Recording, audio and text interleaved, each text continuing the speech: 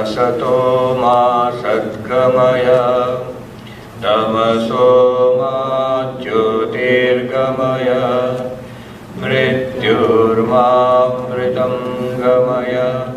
Om Shanti Shanti Shanti.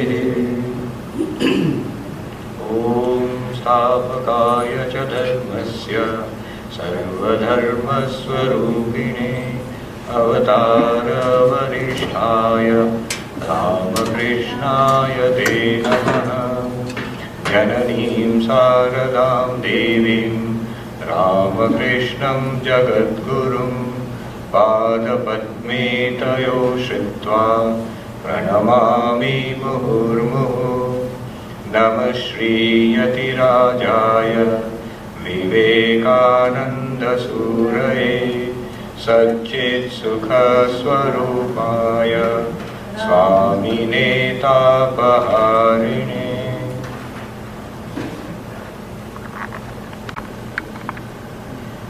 Dear friends, I'm really glad to be here. Thank you for inviting me to the Hindu temple of Augusta. And thank you for that extremely generous introduction. Now I can only disappoint. The subject this morning is Purposeful Living with Vedanta. Now I think an hour and a half sort of defeats the purpose. So let's have an hour of, not more than an hour of the talk, followed by question answers. That'll be better. We can have more of interaction in that case. Now, Purposeful Living with Vedanta, it's connected deeply, intimately with the purpose of life. I was reading Houston Smith's very nice book, The Religions of the World, and it's a very nice chapter on Hinduism. And he says one way of introducing Hinduism is that Hinduism states that you can have whatever you want. Let us use that as the key to unlock Hinduism, he says. Very nice approach, interesting approach. You see, from the very beginning, Hinduism says, what do people want? What is it that people want? These days, there's a lot of development in the field of positive psychology, especially the last 20 years or so. The American Psychology Association has done a lot of work in positive psychology, mainly due to the efforts of one Professor Seligman, Martin Seligman. And his own work has been in the field of happiness. So he has studied what is it that makes people happy. What is it that people need to be happy? A very interesting subject, and everybody is interested in happiness. Who would not want to be happy? And what he has concluded, this Professor Seligman and others also, let me just present in summary. He has made this little equation. He says happiness, happiness, is equal to P plus E plus M. Small p, small e, and small m. What is P? This is the first thing that comes to our mind when we think about happiness is pleasure. So, nice food, a party, the company of friends, and all sorts of things. You watch a movie, whatever gives you pleasure. That is the first thing that comes to our mind when we think about happiness. So he says, definitely it is a component of happiness. He starts with that, P. But he says there is something more than that. Pleasure, there are some problems with it. First of all, it does not last. Well, you don't need Professor Seligman to tell us that. This is the first insight that Indian spirituality got thousands of years ago. That pleasure does not last. After some time, we want more of it, different varieties of it, otherwise we don't get the same pleasure. Any economist will tell you the law of diminishing marginal utility. More you consume of a thing, the less and less utility, satisfaction you get from it. So, and there are many other problems. Pleasure is habit forming, you get used to it. There's a lot of trouble you undergo to get things which are pleasurable to you. And sometimes when people are addicted, they go beyond the norms of decency, of morality, or even of law, and so on and so forth. So many problems. He says there is another source of happiness. People find happiness in work, in career, what they do. So engagement, E, he calls it engagement. It may not be pleasurable. A person who's a doctor who's working hard, hours and hours, treating people, maybe performing surgeries.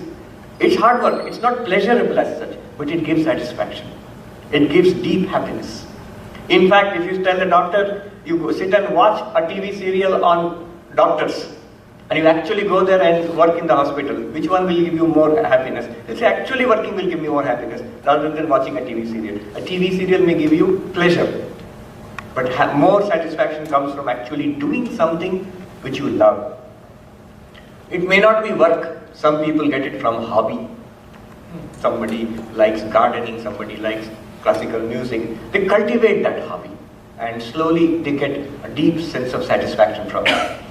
Somebody said that if you get paid for doing what you love to do, then you are most fortunate. So if you love what you're doing in your career, in your job, you're earning your livelihood, at the same time you love doing it also, then you're very fortunate. You love doing what you do for a living. A pilot in an interview said, I'm a very fortunate person. They pay me for doing what I would do without any money also. I love flying. So, engagement. In any field, maybe a doctor, a scientist, a housewife, a teacher. Some people love cooking. So, different kinds of activities give us that satisfaction. And it is more satisfying than pleasure. And it's more lasting, that satisfaction. It's a deeper sense of satisfaction. And then he says there is something more than this also. He calls it engagement, then meaning in life. M, the small m, meaning in life. What does meaning in life mean?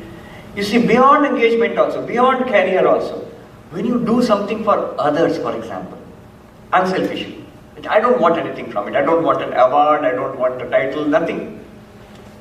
I just like doing things for other people. Maybe you teach in a school for underprivileged kids. Maybe you donate to a society which is doing good work. Something, it gives you a deep sense of satisfaction. And then he says, see, they are not equal. Pleasure and engagement and meaning are not equal in giving happiness. You actually get deeper and more deeper happiness and more satisfying experience through career and work and engagement than through pleasure. So engagement, E, gives more happiness than simply P. And if we are lucky enough, to find a purpose, a deeper meaning in life, that gives much more happiness than E, the engagement. For example, I met a few interesting young men in India, all of whom are highly qualified. You know, IIT graduates, IIM graduates, some were working in Silicon Valley here, some they made their fortune in the .com thing, so some are millionaires. And after those experiences, what these people have done is, they have given up these careers, very lucrative careers, very engaging careers, satisfying careers, and gone back to India and doing some work for, one person is teaching poor kids in Karnataka. One person has set up an organization to gather used clothes so that he can give it to poor people who do not have money to buy clothes. Another person is teaching young students who don't have money for good coaching classes. You know, there's a whole industry of coaching industries there where you're trying to get into IITs and all. So this person I met, he takes only children who cannot pay for it, and he teaches them for free. And he has made a lot of publicity recently. Has been given Super 30, they call it, in Patna. So he takes 30 kids every batch, and all 30 get into IIT, to the horror of all those coaching industries, you know. They take thousands of children and thousands and millions, they will earn crores of rupees, and their business is threatened. Anyhow, the point is, these people have moved from engagement to meaning in life. They are not earning as much as they were earning earlier. It's not such a glamorous job, a Silicon Valley job or something like that. But if you ask them, they say it's not a sacrifice. We don't feel we are sacrificing. We are actually much happier now. Now you can see that meaning component is heavier, got a greater contribution to your total happiness than the engagement component. When I read about this, and this is fairly well known now, a lot of work is being done, I was immediately reminded of the traditional structure of Purusharthas in Hinduism. You see, Dharma, Artha, Kama, Moksha, when we speak, everybody knows these terms. We all know these terms, but we never reflect upon it.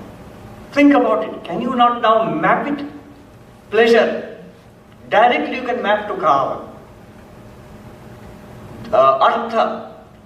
Kama means pleasure. Any form, sense pleasures. Artha. Literally it means wealth.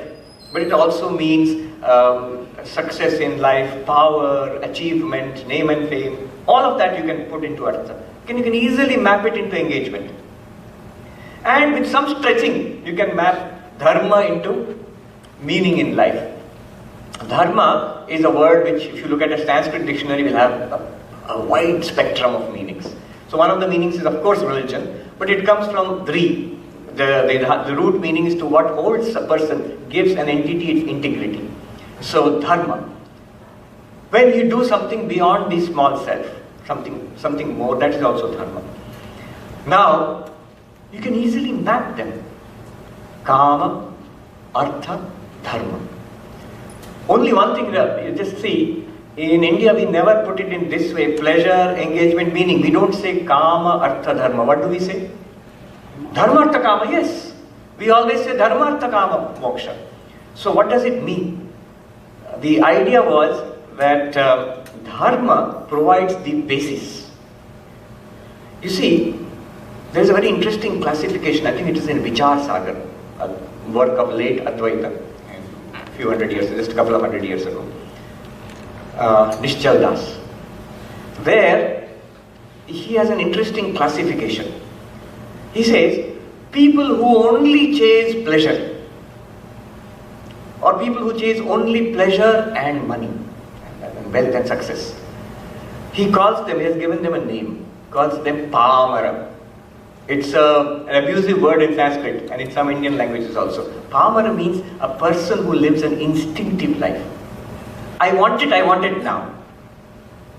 So, pleasure. If a person is addicted only to pleasure, and there are such persons, an alcoholic, a drug addict, just want that shot of pleasure just now. That's all they want. So that's the lowest category, he says, those who just follow their senses. In fact, to move from Kama to Artha, one needs some discipline.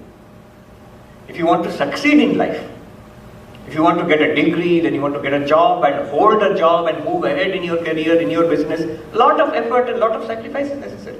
A lot of hard work is necessary. So, that Artha and Kama together, most people you will see, this is what we want. Now, he says, religion does not have much to say to such people.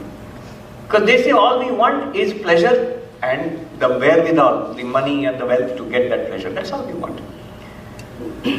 Then what is the way out for such people? God is gracious. Those who have got a conscience, for them religion starts. For those who do not have a conscience, I just want whatever I can get right now. Well, for them also God has made an arrangement. It is called the law of karma. When we do dharma, the result is punya and the result is sukha. When we do adharma, the result is papa and the result of that is dukkha. So by suffering, such people learn by suffering that this kind of lifestyle is not sustainable, and people learn. We see it all the time. Those who are too much addicted to pleasure seeking or just money, very soon they say this kind of life is not sustainable. There's something more in life. So then they come back to morality, decency and religion.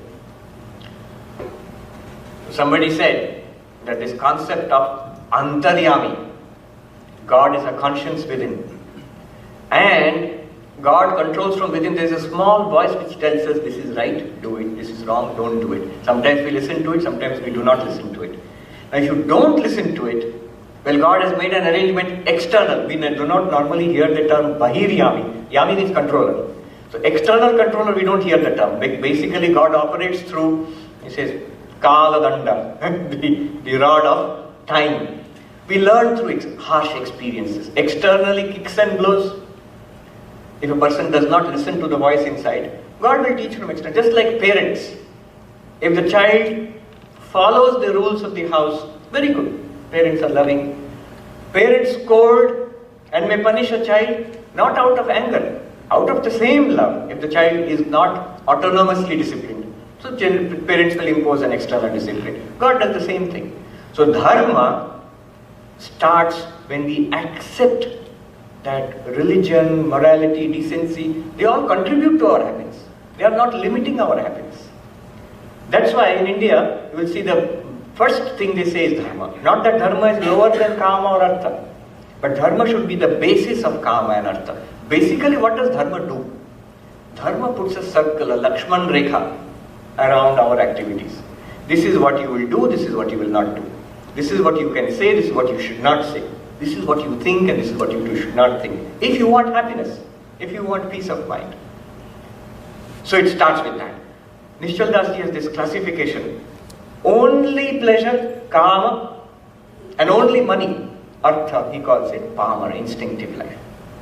But if you accept dharma, on the basis of that, if somebody seeks pleasure in life and wealth and success in life, such a person he calls a dharmika vishayi. Vishayi, worldly person, but dharmika vishayi.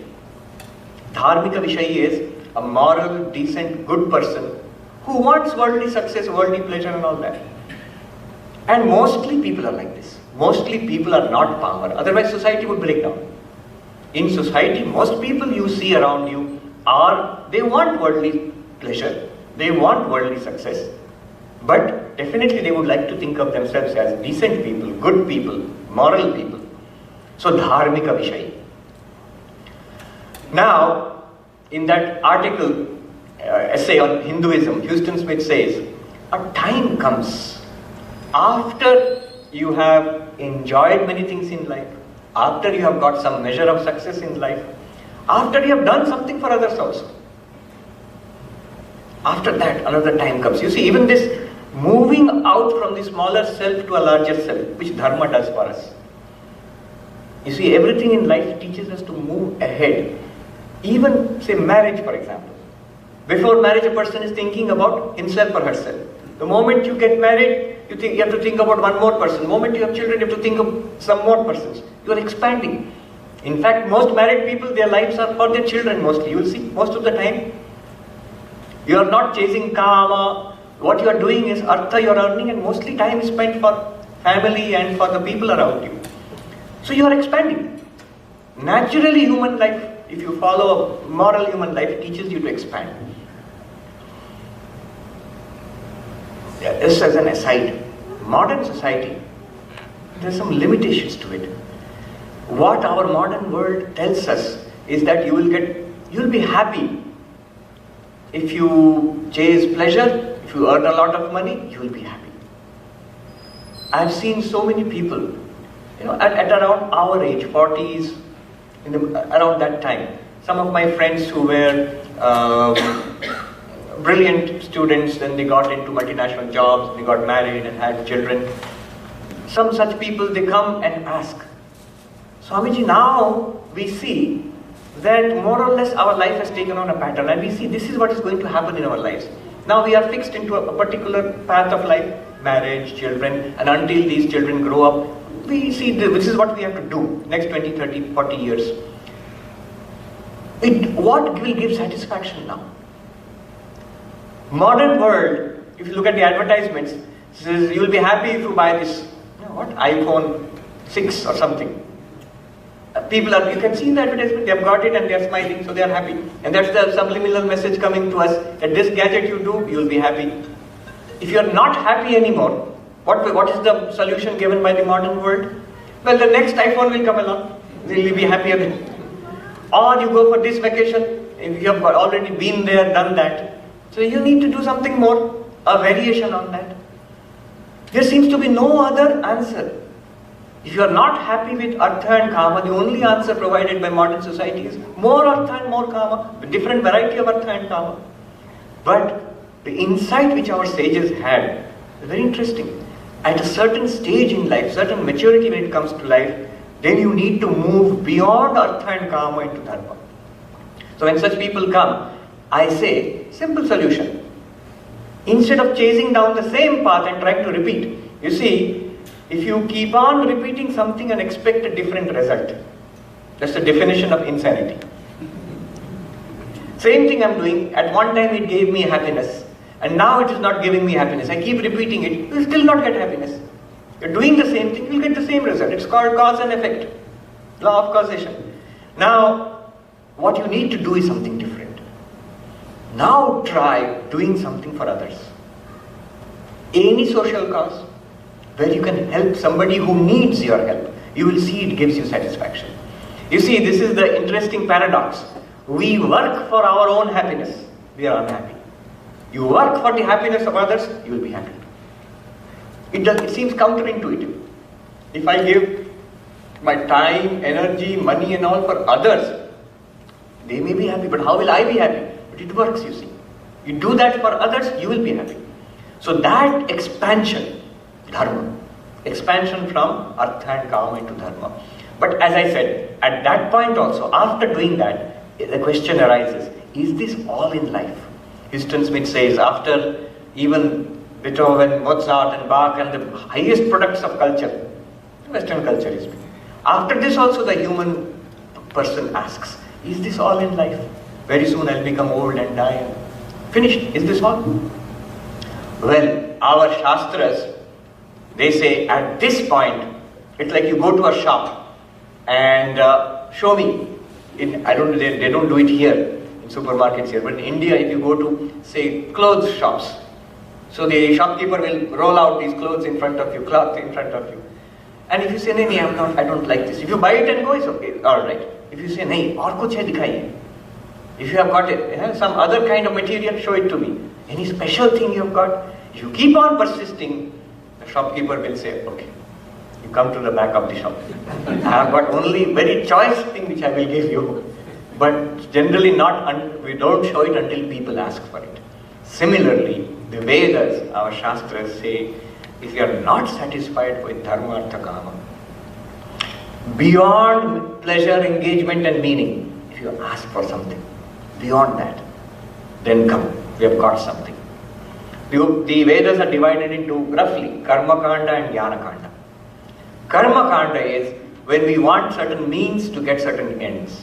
We want to do this, we want pleasure, we want engagement, we want meaning, we want kama, artha, dharma, this is what we want. Karma Kanda tells us what to do. Beyond that, if you want to go, then it says there is something called Jnana Kanda. There is something beyond this mundane human life which we see. What is that? You see, the essential, the core idea of spirituality, the core idea of the Upanishads is expressed so beautifully in this mantra. Shrinvantu vishve amritasya putra aye dhamani divyani tastu vedaham purusham mahantam aditya varnam tamasah parastat tameva vididva ati mrityumeti nanyah pantha vidyate ayanaya. This is Upanishadic mantra. It expresses the core idea of spirituality so well. Swami Vivekananda, when he came to this country more than 100 years ago in Chicago Parliament of Religions, after that he toured this country in the United States. In many places when he gave talks, he would chant this in Sanskrit and then translate into English. What does it mean? The core idea of spirituality, the core idea of the Upanishads, and I would say the core idea of any religion, the essential idea. Listen, ye children of immortal bliss, amritasya putra, children of immortal bliss. You see, the one fact that we all know about ourselves is that we shall die one day. We turn our face away from it. We neglect this idea, but we know everybody dies. Vivekananda says so powerfully, kings die and beggars die. The learned people die and the ignorant die. The richest of people die and the poorest of people die. Saints die, sinners also die. Death of the body is inevitable. And here the Upanishad tells us, Amritasya putra, you are children of immortal bliss. How strange. And it even says, in heavens also, if there are gods in heavens, devatas, you also listen. Because what I am going to tell you, what the message of the Upanishads is, that even you don't know. Those who are in this vast cycle of births and deaths, they do not know this secret. You see, in Hinduism, they have a very grand view of this universe and life. I was remembering this, this Carl Sagan in this country. He had this beautiful TV serial, Cosmos. When we grew up in Doordarshan, they used to show it. I remember they had very few English programs in Doordarshan those days. There was I Love Lucy and Star Trek, the old serial Star Trek, and Cosmos. Now in this book he has written, there's a book also, Cosmos, there is written that modern science has revealed to us such a grand picture of space and time, which ancient mythologies, ancient man had no idea about. For them, the universe was created a few thousand years ago. The universe consists of Earth in the center and a few stars twinkling in the sky. That's it. But modern science reveals to us a universe created in some unimaginable Big Bang billions of years ago. An unimaginably vast universe with millions or hundreds of millions of stars divided into millions of galaxies. A vast universe in the cosmic scale. And at the microcosmic scale, far below our human scale, you find the tiniest of particles and energy. Now they're talking about superstrings and so on. So Carl Sagan says an awesome picture of the universe is revealed by modern science, which ancient man did not know. And then he adds, except perhaps the cosmology of the ancient Hindus, he says. They had a tremendous picture, even more awesome picture of the universe. A ceaseless cycle, not just one Big Bang in this universe. Many times the universe has been created and it existed over billions of years. Life evolved and planets came and everything happened. And destroyed and again created. So they had this tremendous idea of the universe. A cosmic cycle of creation, existence and destruction. In this tremendous universe, one fact, as they say, they thought of not only human beings, but many planes of existence. In our old books we find 14 worlds, different worlds of existence. So there are other kinds of creatures also, they thought.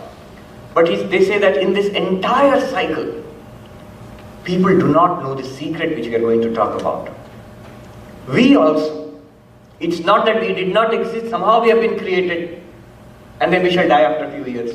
No, the Hindu idea is that we have been existing for life after life, hundreds of lives, thousands of lives.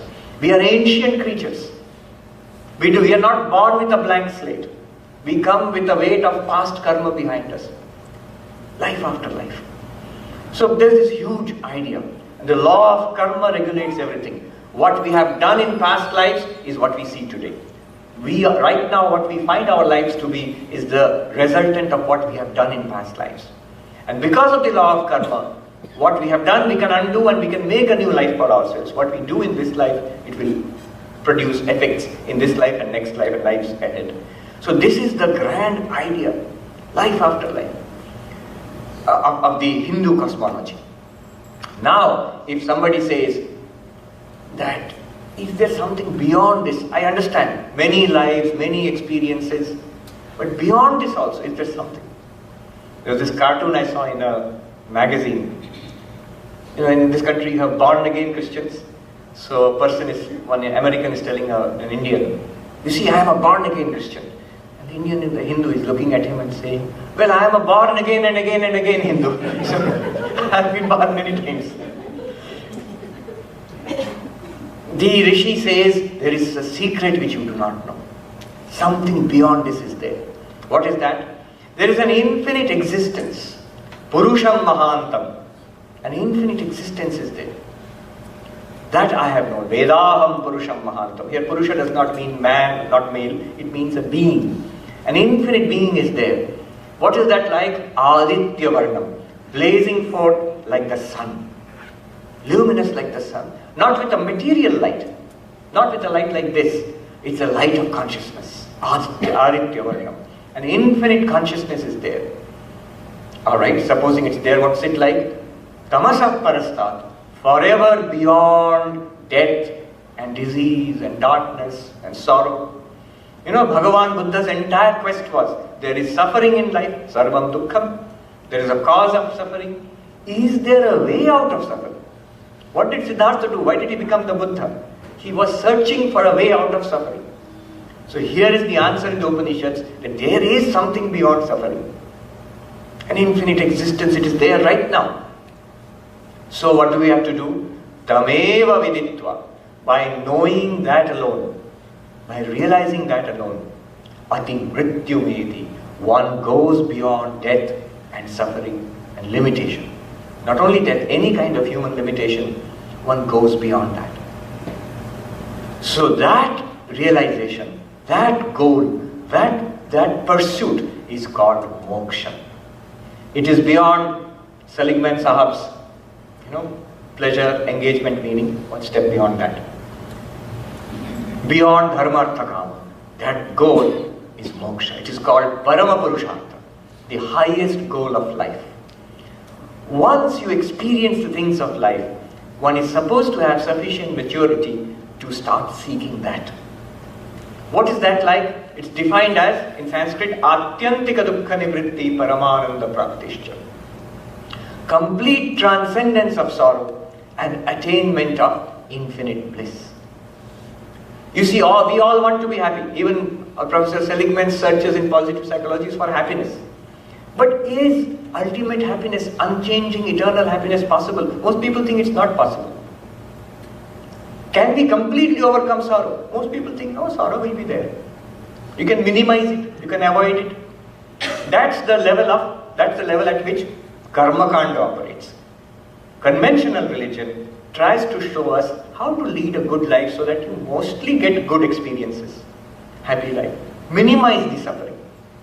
That is conventional religion. The law of karma tells us, secret of happiness. You see, today, bookstores, if you go, self-help section will be full of how to be happy. How to be happy in 7 days, or 7 steps to happiness, something like that they will show you. And so many, book after book. Well, Hinduism, Vedanta has a simple formula. You want happiness? Find out what causes happiness. According to Vedanta, it is governed by the law of karma. Governed by the law of karma. Good karma, good result. In Sanskrit, dharmika karma leads to punyam. And punya, these terms we know. Punya leads to what? Sukha. If you want happiness, if you want sukha, you must deserve it. That deserving is called punya. And punya comes from dharmika karma. Dharma, artha, kama we said. So dharmika karma generates this punya, which makes us deserving of happiness. And we get a series of desired for events in life. If you want a happy family life, if you want good health, if you want material prosperity, have a lot of punya. It will give rise to those things in life. Deserve it. And the other way around is adharmika karma. Step outside the bounds of morality, of decency. Adharmika karma. It leads to papa. Papa is demerit or sin. Demerit. So we don't deserve happiness. We get misery. We get dukkha. So, equation is very simple. Dharma, punya, sukha. You want sukha, you need to have punya. How do you get punya? Do a lot of good work. Misery, you want to reduce misery. Nobody wants dukkha. How do you reduce misery? You reduce the papa in your life. And we must avoid, to reduce the papa, we must avoid adharma. That which our conscience tells us is not good. Avoid that. That is the idea. But suppose now we want something more than this. More than minimizing unhappiness and maximizing happiness. More than that we want. Because this, in Hindi they say chakkar. This has been going on for long enough. We want the truth about this universe. We want to go beyond this law of karma. We want to transcend it. Completely overcome suffering and get permanent happiness, permanent joy. That the law of karma cannot give us. Swami Vivekananda, in his beautiful poem, Song of Sannyasin, he says, good, good, bad, bad, and none escape the law. Law of karma, now you can understand, he means the law of karma. Good, good, bad, bad, and none escape the law. You see, it's very interesting. There's so much difference between the different sects of Hinduism. And take Hinduism as a whole, it's an ocean. Take Hinduism as a whole, there's so much difference between it and Buddhism. Buddhism does not accept a permanent Atma, does not accept a permanent God. So much difference. Jainism, Sikhism. But all of them accept the law of karma. One Swami Uttarakhand used to say, "Ye sochne wali baat hai." The law of karma, this is something worth thinking about. This is the law of karma, gambhir tattva hai. It's a very profound truth. I was reading this book on the problem of evil. Why is there suffering in the world? So every religion has to answer. If you believe in God, you have to answer why God permits suffering. So every religion has an answer to the problem of evil. And this Professor Arthur Herman, he has this book called Problem of Evil in Indian Philosophy. And there he has collected 23 answers from different religions, different philosophies. And he says, finally comes to the conclusion, the most rational, satisfying answer is the law of karma in Indian philosophy. All other explanations, and God is testing us, God is punishing us, all those are limited explanations. They have got a lot of defects. But the most rational, philosophically satisfying answer is the law of karma. But one can go beyond the law of karma also. Swami Vivekananda says, when he says, none escape the law, whosoever wears a form must wear the chain too. By chain he means prarabdha karma. There is the karma which has produced this body. It will give its results, you cannot escape from it. But here is the solution. He says, far beyond his name and form, he is Atman ever free. Far beyond this, cause and effect, body, effect of karma, results of karma, far beyond this is Atman ever free. Know thou art that. Sannyasi mode, he says, know thou art that. Om Tat Sat Om. In his beautiful poem. There is something beyond this world of cause and effect. Aditya Varnam Tamasam Parastam. Beyond this world of cause and effect, beyond ends and means, beyond birth and death, there is something, this infinite existence. Alright, supposing such a thing is there, supposing. Then what should we do? Tameva viditva. Having realized that, you can know it, you can experience it. You can experience it. You see, Swami Vivekananda, Narendranath Datta in Calcutta, how did he become Swami Vivekananda? He had one question. Not whether God exists. That question we have got. Have you seen God? Not only whether God exists, no theory, no belief, experience of religion. So he used to go around asking. And Maharishi Devendranath Tagore and many others, all luminaries of the Bengal Renaissance in Calcutta in those days, he went and asked. Then somebody told him, his English professor told him, there is a mystic in the Dakshineshwar temple called Ramakrishna Paramahamsa. He goes into these trances and all. You go and ask him. So Narendranath Datta went to this priest of the Kali temple in Dakshineshwar. Remember, he was a Brahmo. He did not believe in image worship and all this. Classical Hinduism did not appeal to him. He goes to this simple priest, a representative of traditional India. Narendranath Datta is a representative of modern India, the India of which we are all products. He goes and asks the question to traditional India. Have you seen God? And he got a direct, first time he got a straight answer. Ramakrishna Paramahamsa straight away told him, yes, I have seen God. Just as I see you, more clearly than that. And not only that, I can show God to you. You can also see God. He was, at that moment, Narendranath Datta, the transformation started into Swami Vivekananda. Tameva viditva. It can be realized, not theory, not lecture as I am giving, not what you read in books. It's a vivid, living realization that it exists, an infinite existence, an infinite consciousness. And by realizing that, one goes beyond sorrow, beyond dukkha, attains permanent bliss. That is the final goal of life. Any other way is there? Any other way? The question is raised in one of the books of Sankhya Karika. The first verse. Any other way is there? There are so many solutions. If you want to be happy, why take up all this Vedanta, go to a Hindu temple on a nice Saturday morning? Huh? There are other ways of being happy. Why not watch a TV serial? Or why not go for it's a long weekend? Many people have gone on vacation. So why not go for that? That is happiness. Why go and listen to Vedanta lecture? Answer is Nanya Pantha Vidyate Anaya. There is no other way. Every other way, those ways are there. Every other way will give you some result and that will be over very soon. Take a laddu, Indian sweet, put it in your mouth, it will be sweet, it will be nice. And very soon, within 20 seconds, it's gone. Everything else in this world is like that. It will give you some little bit of happiness. For that you have to work in so many ways trying to get that little bit of happiness. And very soon it's gone. It's only when you become tired of this repetitive cycle, then you want a permanent state of joy, a permanent solution to this problem. So, Nanya Pantha Vidyate Anaya. There is no other way to this, to the solution to the human condition. Solution to the human condition. I was reading this book on existentialism. It's a book called At the Existentialist Cafe, a new book, just published. Sarah Bakewell. So, she says there, see, at the root of all these movements in philosophy, this was in France in the 1930s, 40s, Jean-Paul Sartre and others, Martin Heidegger. Basically, two questions are there. She says, what are we and what are we to do? Those are the two fundamental questions of life. So they're struggling to find out.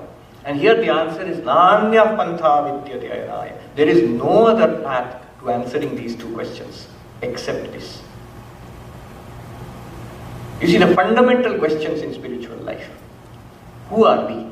And then how do we live this life? What do we do in this life? The answer in spirituality is that there is something called God, Brahman, Ishwar, Allah, whatever you call it. There is something, some infinite reality. If you realize that, your problem is solved. If you realize that. So that is the answer to this question, who are we? And then you live in the light of that. You live a life in the light of that realization. You see, very interesting. Swami Vivekananda, in fact, Sri Ramakrishna, in the Gospel of Sri Ramakrishna, there is Mahendranath Gupta who has written the Gospel of Sri Ramakrishna. The second time he met, first time he could not have any talk with Sri Ramakrishna, second time he went to Sri Ramakrishna in Dakshineshwar. The first questions he asked, two questions he asked, just see the questions. They are the fundamental questions of spiritual life. First question he asked to Sri Ramakrishna was, how are we to keep our mind on God? Anyone who has begun spiritual life, that's the question everybody has. How can I think of God all the time? That's the first question. And the second question is, how are we to live in this life? Two questions. What are we? Answer given by spirituality is that there is this infinite reality. That is what has to be realized. And then how to live in this world.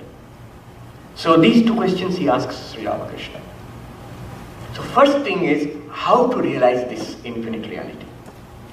You see, tameva viditva mrityumeti. By realizing that, one goes beyond all suffering. So immediately our question will be, how do we realize it?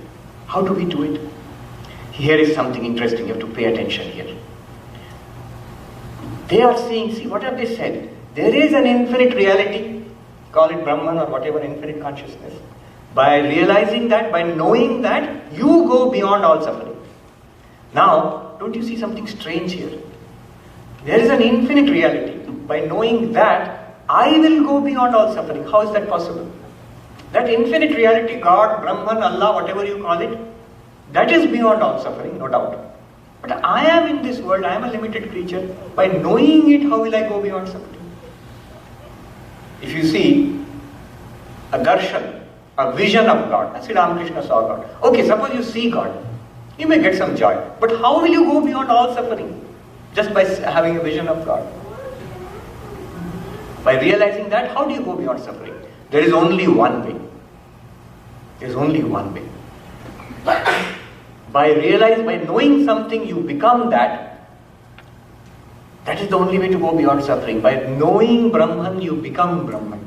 Brahma Veda Brahmaiva Bhavati.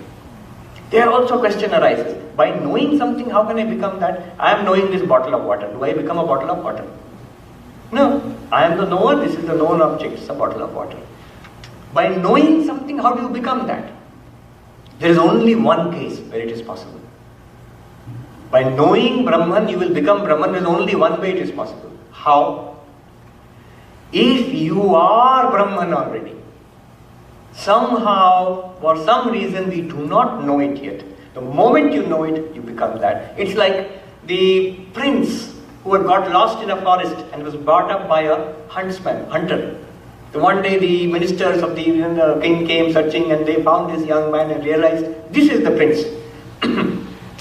And then he was told that and he became the prince. How did the hunter's son become a prince? Because he was already a prince earlier. He did not know it. Swami Vivekananda West used to tell this story of Hari the lion. The lioness died giving birth to a cub, and the cub was brought up by sheep, a flock of sheep. And the cub thought it was a lamb, it was a sheep. And it ate grass and it used to do the ba thing with the sheep and walk around until one big lion came hunting one day and it saw among all the sheep there is a huge lion, young lion is there, eating grass. So this lion was very surprised. It crept up behind that young lion, pounced on it and caught it. And that young lion started bleating like a sheep. Oh, let me go, you're scaring me. No, you come with me. What I am, that you are. What I am, that you are.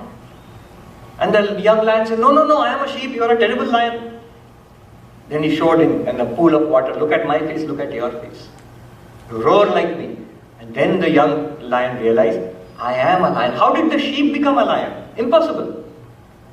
Became a lion because already it was a lion. It did not know. It did not know what it was. In the same way, Vedanta tells us, we do not know what we are. We do not know what we are.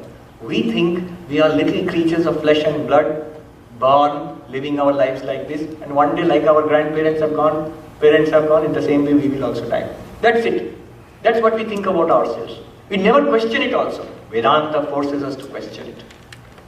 It says at this very moment, that Purusham Mahantam, that Brahman, that existence, infinite existence, consciousness, bliss, is what you are, what he or she is, what we are. Everything is that reality. We do not see it yet. That is what we have to realize. That is the goal. There's a saying which I like very much. That we think we are human beings in search of a spiritual experience. But the truth is that we are spiritual beings having a human experience. We are spiritual beings having a human experience. That is why we are subject to this birth and death. We have to realize what we are. And Vedanta proposes this grand project to teach us, to show us what we are. Now think about it. Follow this logic carefully. If, there's another saying which I like, I just remembered it now. There's a saying that what is behind you, what is in front of you, is as nothing compared to what is within you. Another beautiful thing. Whatever has happened in our life, from our birth till today, and whatever remains to happen in your life, it is nothing compared to what is within you and what is inside you. What it means is that Purusham Mahantam. See? That infinite being. And recently, in one of the ashrams, an American lady, she bought some, she left a card. In the ashram they showed me, this card has been left for you, Swamiji. And in the card it is written, what is behind you, what is in front of you is as nothing compared to what is inside you and what is inside the freezer. We opened the freezer and said, yes, she has put some ice cream there. So that ice cream is also like that. Anyway, now Vedanta proposes to show us that what is our true nature. Now follow this carefully. That if there is something which we are ignorant of, we do not know what we really are, we are ignorant of it, the only solution to ignorance, any ignorance in the world, is knowledge. The only solution to ignorance is knowledge. What you are ignorant of, try to get knowledge about that. We are ignorant about our true self according to Vedanta, try to get knowledge of that. And Vedanta, all the Upanishads, Vedanta is the Upanishads. The Upanishads are found in the Vedas, together they comprise what is called Vedanta or Jnana Kanda. They have only one purpose. What is that purpose? To teach us that we are Brahman, that you are nothing but God.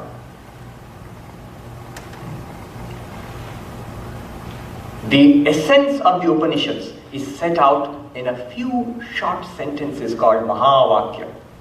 In Sanskrit you get many Mahavakyas, long sentences. Maha means big. But these sentences are not long. These are very short sentences. And why are they called Mahan? Mahavakya, Arthato Gambhira, Arthato Mahan. By meaning, by how profound they are. And all of these sentences, they mean only one thing. They mean you are Brahman. In the Rig Veda, Aitareya Upanishad, you find Prajnanam Brahma. The very consciousness which we are experiencing now, you are using that consciousness to listen to me right now. Hopefully. No, you are. I am a good teacher, you see. And by looking at the classroom, I have been teaching for 20 years. So by good teacher, by looking at the face of the student, understands whether the student is listening, how much he is listening, whether the student is understanding or not. So you are listening, I can tell, because I can look at it, I can immediately see that there is attention. So, this consciousness which you feel just now, by which you are listening, seeing, thinking, that consciousness, properly understood, is nothing but Brahman, that infinite consciousness called God. Prajnanam Brahma, Rig Veda, Aitareya Upanishad. In the Sama Veda, famous Chandogya Upanishad, Tattvamasi, we have all heard of this, Tattvamasi, that thou art. That Brahman, that which you worship as God in a temple, really speaking, you are that. You are that. Your true nature. Not as an individual man or woman or child, not like that, but the true nature, beyond the body and mind, the consciousness which you are, which we are, that is Brahman. Tattvamasi. In the Yajurveda, Brihadaranyaka Upanishad, Aham Brahmasmi, I am Brahman. As I really am, that real nature is Brahman.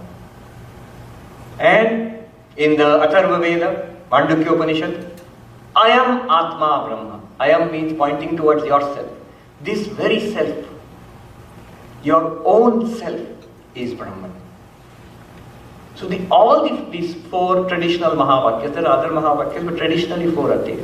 So these four Mahavakyas, one from each Veda, tells you just one and one thing only. You are Brahman. This is how to realize this, how to not just listen to it or read about it, how to make a living experience of this. This is the goal of spiritual life. This is the goal of Vedanta. The method to do that is to listen to these teachings from a competent teacher in a systematic way, study Vedanta, think about it, and then meditate deeply about it. Shravana, Manana, Nididhyasana. Hear these things, study these things again and again, repeat it to yourself. Ask questions. I remember standing in front of Belur Mutt in Calcutta one day and asking a senior Swami, I was a brahmachari. Swamiji, I've got some questions about Vedanta. I thought he might be upset, some doubts. He said, you ask any question you want. Since the time of Shankara, 1400 years, all sorts of questions have been asked and they have been answered. Many questions you can never think of also have been asked. So fearlessly ask all questions. You must ask questions. In Vedanta, the aim is not to believe. The Vedanta, the aim is to comprehend, understand, experience. It must become a reality. Or it is already a reality, we must recognize that reality. That is the goal in Vedanta. Swami Vivekananda says, tell yourself again and again, I am that, or I am he, soham, till it tingles with every drop of your blood, till it becomes a living reality. Not hypnotization, it's dehypnotization. We are hypnotized into thinking we are these little creatures of flesh and blood. And yet how strange. Body is continuously changing. Name a series of physical changes is called the body. The great scholar Vachaspati Mishra, who wrote the commentary Bhamati on Shankaracharya's commentary on Brahma Sutras.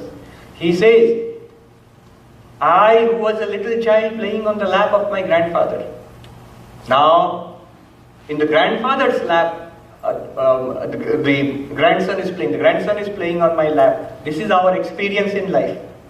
So that little child's body and this old man's body, so much change is there. How can I say I am the same one? People will not be able to recognize also the young child and this old man. And yet we say I am that one. Which one? The young child, the young man, middle-aged person, old person, which one are you? Every moment changing. Mind changing even faster. Imagine the mind that we had when we were 15 years old. Everybody remembers, in Indians at least, we remember class 10 examinations. First terrifying examination everybody faced. Imagine sitting in that examination hall and writing. What kind of mind did we have? What were our thoughts? What were our desires? What were our hopes? What were our fears? And the mind now, completely different. So much difference is there in your knowledge, in your ideas, in your goals of life. So mind has changed so much. How can you say, I am that mind? Which mind? Vedanta shows us step by step. You are not the body, you are not the mind. You are something beyond body and mind. Body and mind change. The first step in Vedanta is neti neti. Not this, not this. That which is changing, I am not that. Anityam, I am not that. That which is jada, an object of knowledge, I am not that. If you know the body, you are not the body. You are the knower of the body. If you know the mind, experience your mind. Everybody experiences mind. We sit quietly, we can feel thoughts, feelings, emotions coming. If you know it, that's an object of your experience, you are not that. That is jada, you are chetana. Jada means inert. Chetana means sentient. You are the knower, that is the knower. That which is changing, you are not that. That which is an object of your knowledge, you are not that. You are the consciousness which is illumining this. Shankaracharya sings beautifully. Nirvana Shatakam, you chant it here every Monday. Think about what you are chanting. Mano buddhya ahankara chittani naham. I am not the mind. I am not the memory. I am not the intellect. The very intellect which we are using now to understand all this, I am not the intellect. Most amazingly, ahankara na aham. If you can understand this, if you can grasp this moment you will become enlightened. Ahankara means that which is saying I. Aham, I, the ego. The ego which you feel just now, which we all feel just now, ego. I am listening. I am speaking. This I. This is what we identify ourselves with. We are not that also. That's just a function of the mind. Ahankara na aham. I am not the I sense also. What a paradoxical statement. You see, when we get enlightenment, when we get freedom, moksha, I do not get freedom, but I get freedom from the I. You do not get free. You get freedom from yourself. That which is the real you becomes free from the apparent you. Becomes free means it was always free, we recognize the freedom. When you say that, then only Shankaracharya says, next line which is most famous, Chidananda Rupaha Shivoham Shivoham. There Shiva does not mean Jatajutatdhari Mahadeva. Here Shiva means the ultimate Swarupa of that Jatajutatdhari Mahadeva. The ultimate Swarupa is infinite consciousness.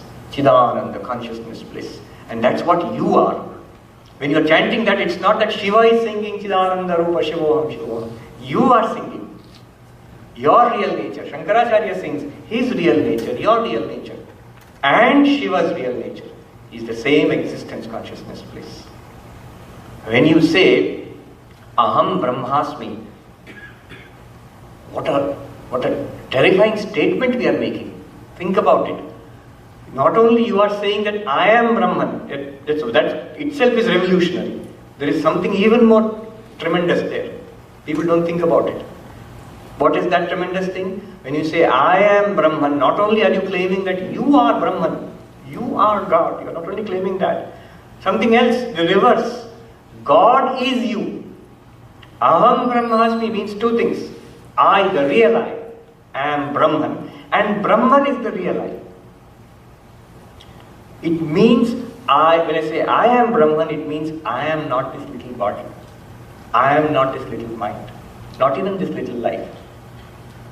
I am that infinite existence called Brahman. That's one meaning. The opposite side, Brahman is I. It means there is no Brahma, Vishnu, Maheshwara, no Bhagavan, Allah, Jehovah, whatever, except you.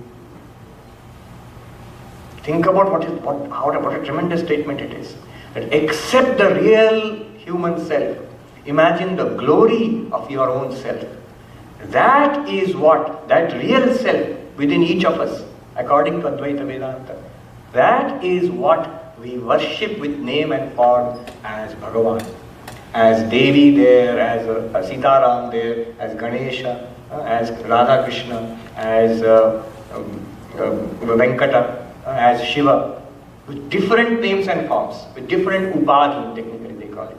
It's the same Satchidananda which you are, which I am, which everybody else is. This is the ultimate conclusion of Advaita Vedanta. Your true nature is being worshipped here as God. Because it is difficult for us to grasp it, to think about it, we project it out and give it many glorious qualities and then have a relationship, a sweet, loving relationship. Ultimately, however, what you are inside and what really that represents is one and the same reality. That is the glorious conclusion of Indian philosophy, of Hinduism, of Advaita Vedanta. You might say, then what about the other approaches? This is a jnana approach. What about bhakti or meditation? It's the same thing. Where Jnani realizes through vichara that I am one with that. The bhakta realizes through love that my Lord is all in all. Everything is my Lord. I surrender to my Lord. I surrender this limited self to the infinite. That alone exists. That is a bhakta's approach. There is no contradiction. Absolutely no contradiction. Some of the greatest jnanis are also great bhaktas. Some of the greatest bhaktas are also jnanis. Swami Vivekananda used to say that I am jnana outside. Inside I am all bhakti. And then he said about Sri Ramakrishna and the old man, he used to say old man. He seemed to be all bhakti outside. Inside he was all jnana. Bhakti and jnana, no virodha. Meditation, we meditate on that. That which we are, we give it a name and a form and we concentrate on that. Focus on that to the exclusion of everything else. The whole technology of meditation is meant for that. In Karma Yoga, we serve that alone. Sri Ramakrishna said, Shiva Jnane Jiva Seva. When you do schools, colleges, hospitals, so what are these Babajis doing? Social service? No, they are doing spiritual practice. They are worshipping the same God in the form as Swami Vivekananda put it, in Rogi, the sick person is your Narayana. The student, the ignorant person is your Narayana. The person neglected by society, crushed by society is your God. So when Gandhiji says Harijan, basically the same idea. The divine indwells in the human self. So when you do something good to others, you are not doing charity, you are worshipping God. That's why Swami Vivekananda said, let the giver kneel down and offer. Let the person who is accepting stand up and accept. You are not giving charity. So the other yogas, Bhakti, Raja Yoga, Dhyana and Karma Yoga, they all support this realization. Ultimately, that we are Brahman, it will all lead to that. And one more final thing and then I'll conclude. Vivekananda, Sri Ramakrishna also pointed out, it's not that this alone is true and others are false. It's never like that. Hinduism is based on the idea, Ekam Sad Vipra Bahudha Vadanti. In Rig Veda, thousands of years ago, before Sri Ramakrishna or Vivekananda, anybody, the truth is one. The wise express it differently. In different sects of Hinduism, all those represent different sects. One good thing about America is, it has forced all those sects to come together in one temple. If you go to the south, you will have a Shiva temple and quite different will be a Vishnu temple. And in many places in the west, I have seen Harihara temple together. Shiva and Vishnu have become nice friends, side by side they are standing. Which is the way it should be, because they all represent the same reality. Not only within Hinduism, Christianity, Islam, Judaism, Buddhism, everywhere is that one reality which is understood and worshipped and appreciated in different ways.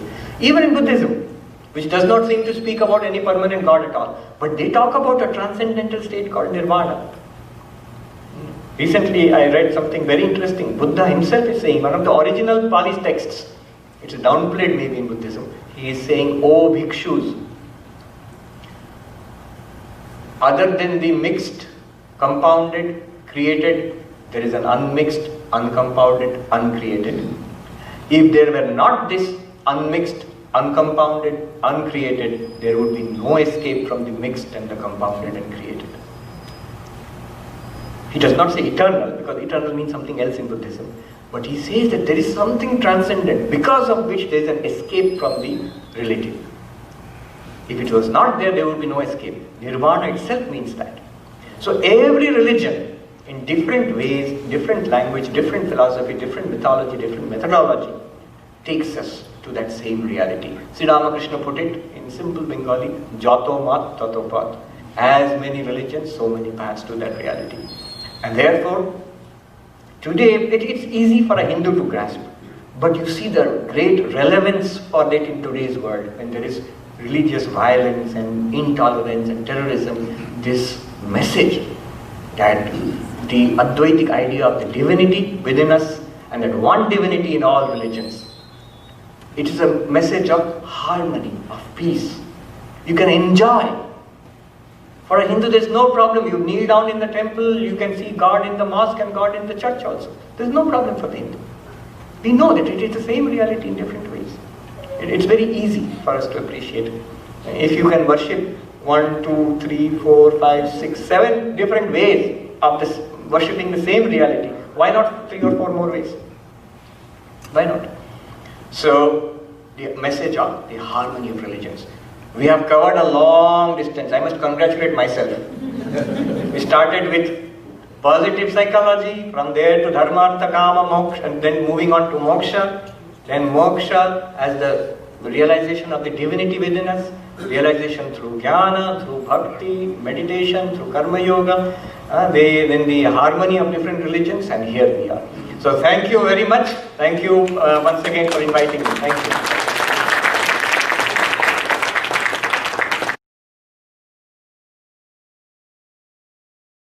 Seriously, and you begin with the happiness. I have 2 parts of my question. Yes. So when you define the happiness and Philip Holmes, all these things in the Vedanta, is there any way, somewhere defined what is non-happiness? That is part 1. And then part 2, you said moksha, dharma, artha, kama, moksha, and then beyond that something is there. So to reach something beyond that, do we need to go through the basic happiness and then we reach there? Or directly, is there a way to go to the beyond happiness? Right. So, what is non-happiness? We don't have to be taught that. We feel it. That there is dukkha in this world, we feel it. That's the beginning of any kind of effort, for not only religion, any kind of effort for self-improvement comes when we are dissatisfied with this world. So that dissatisfaction, the Sanskrit term for that is dukkha.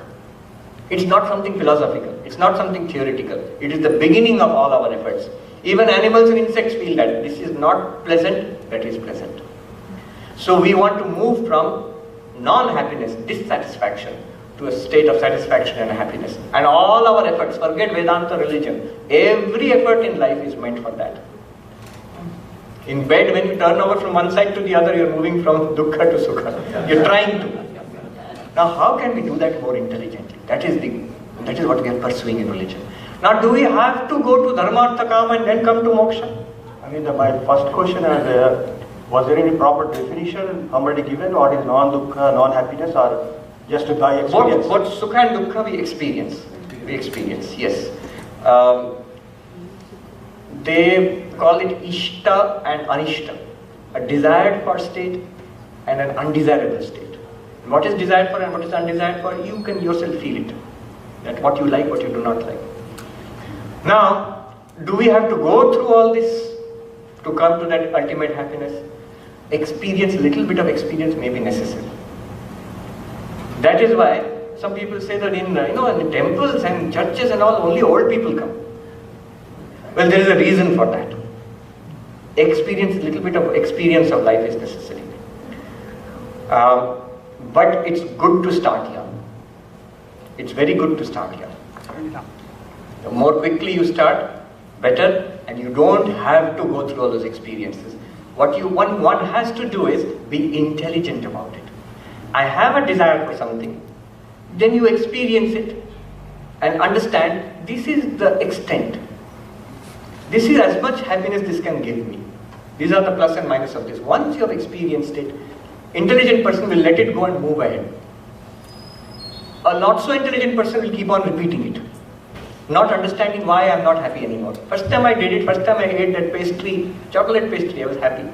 Second time I ate it, not so happy. Third time, But if you go on eating that, diabetes may be, and you are unhappy. Move ahead. What is more? What is better? What really gives me happiness? So quickly one can go ahead. One should not get stuck. And in fact, there's this whole question, those who are interested in the technical side of Vedanta, the first sutra in Brahma Sutra is Athato Brahma Jigyasa. Thus, therefore, an inquiry into Brahman. Now, after this, an inquiry into Brahman, that is the concept there. After what should you start spiritual life? So, one philosopher says, after experiencing householder life, after experiencing everything in the world, Karma Kanda, then Jnana Kanda. After all, in Veda also, first Karma Kanda comes, then Jnana Kanda. Shankaracharya says no. If you want to experience that, go through it in a dharmika way, good way. If you don't want to experience it, you come directly to this. You go into the shop, instead of seeing all the clothes which are being shown, oh, they will open nicely before you. Instead of that, you say, no, show me. In Hindi they say, asli maal dikhao. Show me the real thing. If you know that thing is there in the back of the shop, then the shopkeeper will take you behind the counter and show you the real thing. So you can go directly. Shankaracharya says, if you have that kind of viveka and vairagya, if we have, I don't want this anymore. And I want that highest thing which books promise me, then you can go directly. Even if one does not go directly, with whatever experience we have in life till at this point, now let us move ahead. That's the idea. Thank you for that question. Yes, there's a question. We must be as helpful as possible. We must not deny poor people, less fortunate people, the chance for a better life. That would be selfishness. I have got this chance for a better life. Now I don't want to share it with anybody else. That's selfishness and that's self-defeating. After some time I will be unhappy. It's better to open out and accept people. But when we do that, also common sense should be there. You should have enough to protect yourself, enough to educate that person. When you come into a liberal society, a democratic society where secularism, human rights are respected, we must accept that. And we must accept these values into our system. And we must make sure that those who come into the system also accept those values. There's nothing wrong with that. Certainly. Now, you say we are aware that we are divine. The thing is, we are aware how? We have heard these Vedanta talks. Swamiji, I have heard Vedanta for 30 years. That I am Brahman. But the moment I go out and find a traffic jam in the freeway, all Brahman is forgotten. I get very irritated. So how do I put it into practice? Is it practical? That is why all these spiritual technologies are there. Why is puja there? Why is meditation there? Why is karma yoga there? Why are all these Upanishads there? Why are we studying and thinking? It is to equip ourselves so that we can bring this theory, this kind of idea into a living reality. Once it's a living reality for us, we can put it into practice. Too much eagerness to apply it also is dangerous. So I get these emails, Swamiji, wonderful lecture, I heard it. When I went to practice, it did not work. So all these rishis and munis who have been doing tapasya for years and years and decades, they're wasting their time. Immediately if you go to practice that, how will it work? You read about an athlete or a weightlifter who lifts 200 kgs. You try to lift that, you will sprain your back. it requires that kind of training and practice also. You see, that is why sadhana is necessary. I just added at the end of the yogas, practice of meditation. Today we'll speak about it, practice of meditation. It's a whole different subject. What is the relationship of the different spiritual practices to jnana? Jnana is central. To know that you are Brahman, to realize it is central. But for that, a lot of practices are necessary. See, what happens is, in Vedanta they talk about adhikari, the different levels of competent persons. A very pure, concentrated person studies Vedanta, thinks about it, gets realization. It's possible. But such people are rare in this world. Very rare. All the other persons have to prepare themselves. It's like this. The real problem is, that we do not feel that we are Brahman. We may read that we are Brahman. We may listen to lectures that we are infinite existence, bliss. But we may read that we are infinite existence and bliss and whatever, but we don't feel it. We don't feel that we are that. And there's some humming going on. Yeah.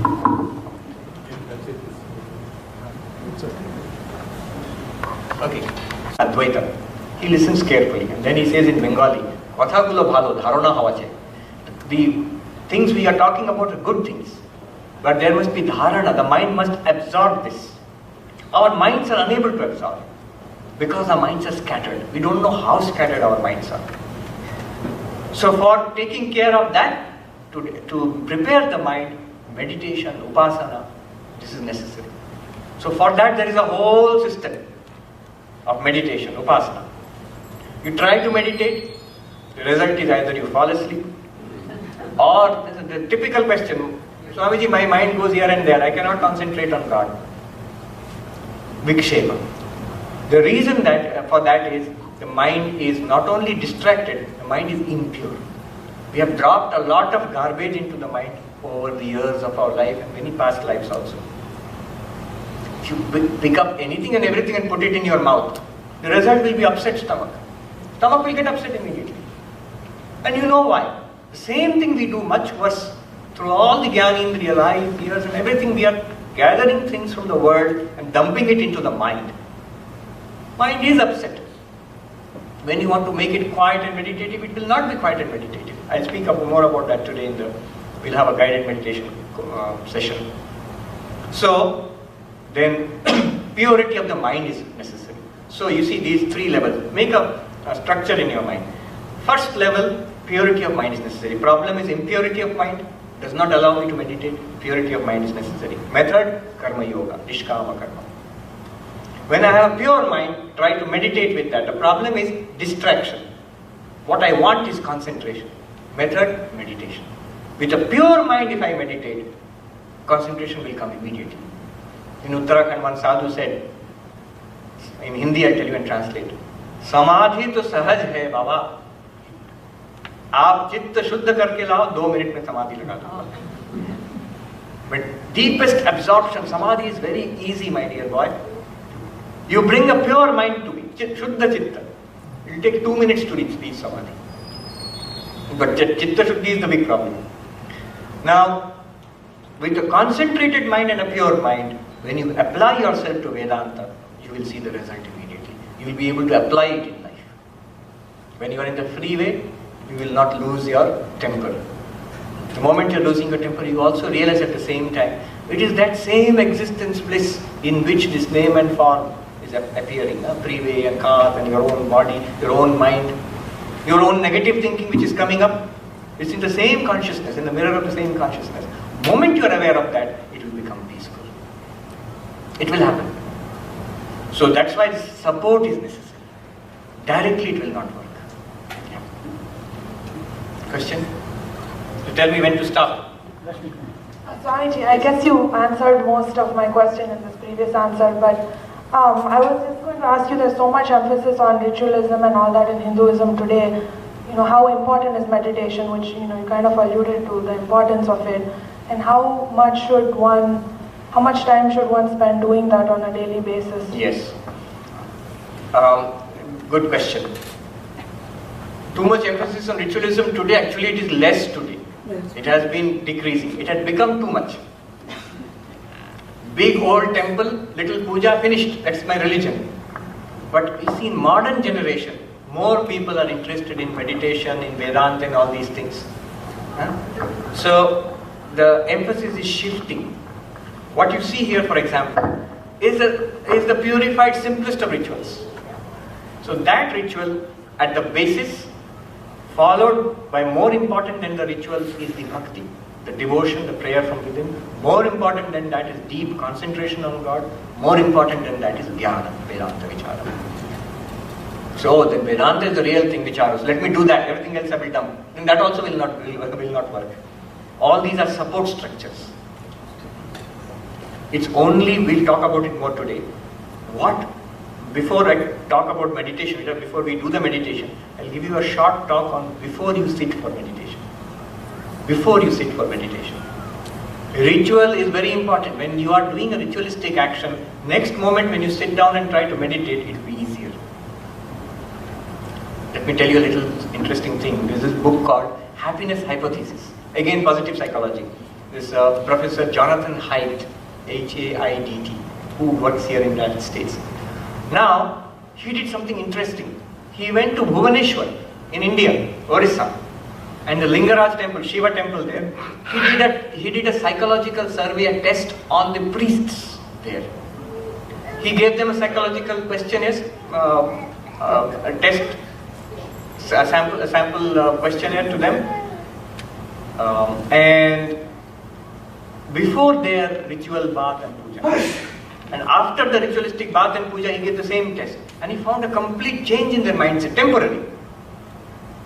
Now what happens is, rituals have a direct effect on your mind. That's why today also I will recommend that you have a little bit of ritual, not too much. The danger with ritual is keeps on increasing. This puja, this kind of kriya, that kind of kriya, this homa, that abhishek, it goes on increasing. No, ritual should put you in the proper frame of mind for prayer. Prayer and ritual should put you in the proper frame of mind for dhyana. And with that kind of mind, when you do Vedanta Vichara, you will find immediate direct results. With a calm and concentrated mind. So, yes, ritual has its place. Don't let it. I remember Swami Ranganathanandaji, who was the president of our order. In Belur Math, the tradition is before any puja is performed, you have to go to President Maharaj and bow down, take his blessings. So the pujari and the monk who was doing the puja, the tantra dharak, they went and bowed down. Every time he would ask, yes, what is it? Swamiji, this Saraswati puja or Kali puja or some puja is there today. Please bless us. Moment you say puja, he will say, very good, shorten it. This puja, that puja, very good, shorten it. Don't increase it unnecessarily. But shorten it does not mean I'll finish it in 5 minutes and then go and watch TV. Rather, use that frame of mind. Go from puja to japa. Go from japa to dhyana. And that creates a environment in the mind, a mental environment which is very conducive to Vedanta Vichara. Yes. Pranams. I know this is a question, maybe it's a silly question, but when we have to see Narayana in every being. Yes. But when I know someone who's just an example, someone who's beheading someone else, how to see Narayana in that person also? Yes. This is the question. A variation of this question is, if all are God, why are some people good and many people are bad? Why will God be bad? Remember one thing, from a philosophical point of view, then I'll tell you from a practical point of view. From a philosophical point of view, good and bad are in what is called a Sukshma Sharira. The tendencies which we have got from many lives. So the mind has good tendencies, bad tendencies. And a mixture. The Atman or Brahman is a witness to the mind, is not the mind. The changing mind is not God. Good and bad are in the changing mind. Good thoughts, we do good things. Bad thoughts, we do bad things. So, mind and the Atman are different. Philosophically speaking, these two are different. So, even a bad person is Narayana not in the sense of the body or mind, in the sense of existence consciousness bliss. Swami Vivekananda says, remember, it is that existence first, then it is colored by good and we call it good. It is that existence first, then it's colored by bad and we call it bad. But in reality, it is the same existence. So philosophically, this is the answer. Practically, however, more interesting, Sri Ramakrishna says, Narayana is in everything, but you don't have to embrace the tiger Narayana. Narayana is in everything. But what is your goal? Your goal is to realize Narayana. So you must not do anything which will lead to your destruction. Then how will you realize it? The example is given of the Mahut Narayana. Classic example. One person, he heard from the Guru, everything is Narayana. Very good. Then from the ashram he went out into the village and some people were running around. Somebody was shouting, mad elephant is coming. Run away, run away. At first he was scared. And he thought, no, it is Narayana. The Guru has told it is Narayana. And the Mahut, the one who controls that elephant, I don't know whether he was sitting on the mad elephant or running on the ground, he shouted, run away, mad elephant is coming. No, all are Narayana, it's all right. All ran away and he saw this elephant coming in. He got scared, but with great determination, I must practice, it is Narayana. He stood there. The elephant came and picked him up and threw him into this fields near the road, and the elephant charged ahead. He became unconscious, did not return to the ashram. People got worried. They went out searching. Then they heard, yes, one brahmachari from the ashram, I think he was attacked by the elephant. He fell somewhere there near the edge. So everybody from the ashram rushed there. They revived him, put some water on him, and then took him back to the ashram, carried him, I think in a stretcher or something. Then his guru asked, my child, what happened? He said, sir, you told me that everybody is Narayana. I was practicing it. And then I saw this elephant Narayana came. I thought Narayana won't be any problem. Why will Narayana harm me? But the elephant picked me up and threw me on the side. So why this unfortunate thing happened to me? I was following your instruction only. And the Guru said, my dear boy, why did you not listen to the Mahut Narayana? Mahut, the controller of the elephant, he said run away. Why don't you listen to him? He's also Narayana. The idea is use common sense. There's a joke about Shankaracharya, about a Vedanta, it's a joke only. So, one day, it's same similar thing. Shankaracharya is walking along and a mad elephant comes. It's not in any account of his life, just a joke. And then, like everybody else, people run away. Shankaracharya climbs a coconut tree and is on top. So the elephant charges past. Later on, somebody asked him, sir, you say everything is Brahman. Elephant is also Brahman. You are also Brahman. You are not body and mind. What can the elephant do to you? So why did you climb the coconut tree? And he says, well, I know I am Brahman. You know I am Brahman. But does the elephant know I am Brahman? Joke. Just joking. Vastness of Hinduism. So I said to them, imagine in America you have more than I think 100 or 200 different churches. All of those Christian churches, all of them, they're all different from each other. All of them combined together. Then together with this you combine the varieties of Judaism, Reform Judaism, Orthodox Judaism, combine them. With that you combine all of Islam, Sunni, Shia, everything you combine. Make one mega religion, mega Abrahamic religion. Imagine what that kind of religion will be like. You're thinking, they'll go, wow. And after you conceive of that, Hinduism is still bigger, vaster and wider than that. In concept, not in numbers. Numbers are also vast, but now in numbers, Islam is more, Christianity, Catholic Christianity is more and so on. But in simple mythology, conceptions, philosophy, practice, just look here. You can just see to your left. Same reality, Ekam Sat, Bahuda, in various ways. We see no concept, as no conflict here. As Hindus, you bow down equally before all of them. And you may have in your community, in your practice, one form of God. Maybe you're devoted to Venkata, or you're devoted to Ganesha, or you're devoted to Krishna. But you know all the other forms are also same, different forms of the same Brahman. So this is the thing. Hinduism is vast. Sufi mystics in Islam and Vedanta, he finds them. So many things he has drawn from different traditions which are similar, number one. Number 2 is a relatively unknown book which I am reading right now. I did not know of it also. It's called Paths to Transcendence. Paths to Transcendence by one Kazemi, Reza Kazemi. He is an Iranian scholar, Muslim scholar. That book has 3 chapters, or 3 main chapters. First chapter, Shankaracharya. Second chapter, Ibn Arabi, great Muslim scholar. And third chapter, the Meister Eckhart, who is a German Catholic mystic, Christian mystic, medieval ages. And he shows at the core, at the deepest philosophical level, they are all trying to express the same thing. Now, because I know Advaita little bit at least, so as a sample, I started with the Advaita chapter to see what is this person's depth, and I found it's very good. He's an Islamic scholar, but he has studied seriously with reverence Advaita Vedanta, and he finds wonderful depth in that, and he finds similarity with Ibn Arabi and with Meister Eckhart. So it is possible. Another book, God as Existence, Consciousness, Bliss. Sat Chit, name of the book is God as Being, Consciousness, Bliss. Sat Chit Ananda. He uses the word Sat Chit Ananda. Who has written it? David Bentley Hart, Christian theologian. Christian theologian. He says the highest conception of God in any religion is this one, which is most clearly found in Hinduism. He says clearly.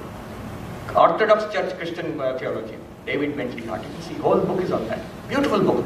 The whole chapter on Sat uses the Sanskrit words. Sat, Chit, Ananda. So, at the core, that understanding is there. But at the periphery, that understanding may not be there. And so there's an exclusive feeling. I am right, you are wrong. So this person is from India, he is wrong and he is going to go to hell. Let me convert him. At least he will be saved.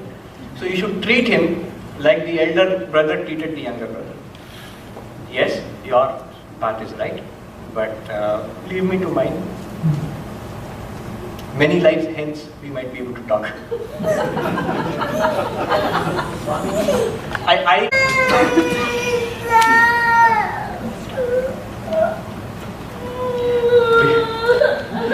We met on a plane. This gentleman was head of a Christian church, and we had a very long 3-hour long flight. So we had a long discussion with him, and